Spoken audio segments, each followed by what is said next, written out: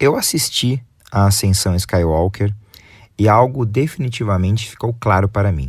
O quanto o seu antecessor, The Last Jedi, é o meu filme preferido da nova trilogia. Sem spoilers, basicamente o que me fez desgostar desse último filme é o quanto ele tenta desesperadamente apagar o que foi construído em The Last Jedi. Afinal, ele tentou inovar em seus conceitos, e isso irritou muitos fãs da saga. Um exemplo claro disso, que fez uma baita polêmica, que é quando aquele que sempre foi considerado o herói sagrado da saga, Luke Skywalker, tenta assassinar o seu próprio sobrinho. Bem, o meu exercício aqui será o de mostrar que nem tudo é preto no branco. O que eu faria se eu fosse advogado de Luke e o que eu faria se eu fosse advogado daquele que sofreu a tentativa de assassinato, o vilão da nova trilogia, Kylo Ren. Bom, então comecemos por Kylo Ren, o antagonista da última trilogia. Em Star Wars Episódio 8, Os Últimos Jedi, o público descobre que certa noite, Kylo acorda com seu tio e tutor, Luke Skywalker, empunhando um sabre de luz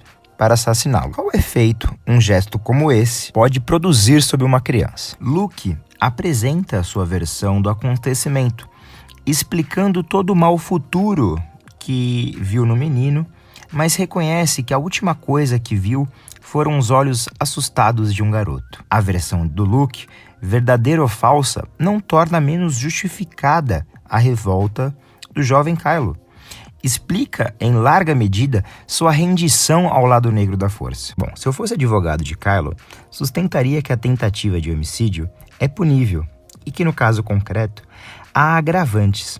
O agressor é o próprio tio e tutor, que abusa de sua posição de confiança, praticando a tentativa na calada da noite, enquanto o pequeno Kylo dormia. Acrescentaria a isso que o gesto deve ensejar indenização por danos morais, tendo provocado terror profundo no menino, traumatizando para sempre e impedindo o desenvolvimento de relações familiares sadias, tanto que ele se distancia da mãe Leia e assassina a sangue frio o pai Han Solo. Já se eu fosse advogado de Luke, alegaria que a coisa já foi muito bem esclarecida, que Luke temia todo o mal que o menino Kylo poderia causar no futuro, o que, aliás, foi confirmado, e que se arrependeu e já sofreu a devida sanção por seu ato. Afinal, ele ingressou em autoexílio e finalmente encerraria dizendo que as atitudes de Luke ao longo de sua vida mostram que, no fim, ele é uma ótima pessoa. Talvez ainda, se eu fosse advogado de Luke, acrescentaria que o crime prescreveu e que meu cliente tem, em termos processuais, a questionável prerrogativa de foro privilegiado, podendo Luke ser julgado apenas pelo Conselho Jedi, o qual não pode, por hora, se reunir em virtude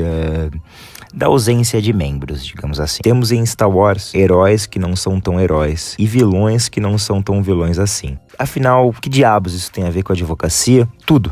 Ser advogado é, em essência, enxergar os fatos e as pessoas sem os rótulos que, em primeiro olhar, atrairia. O advogado é, por definição, um estudioso da natureza humana. A primeira versão, a mais óbvia, nunca o convence. É preciso compreender cada acontecimento em seus múltiplos aspectos, porque somente a compreensão plena pode nos fornecer a correta chave da leitura dos fatos. Eu me chamo Leonardi, eu sou advogado e você pode me encontrar nas redes sociais pelo @cinedireito. Obrigado.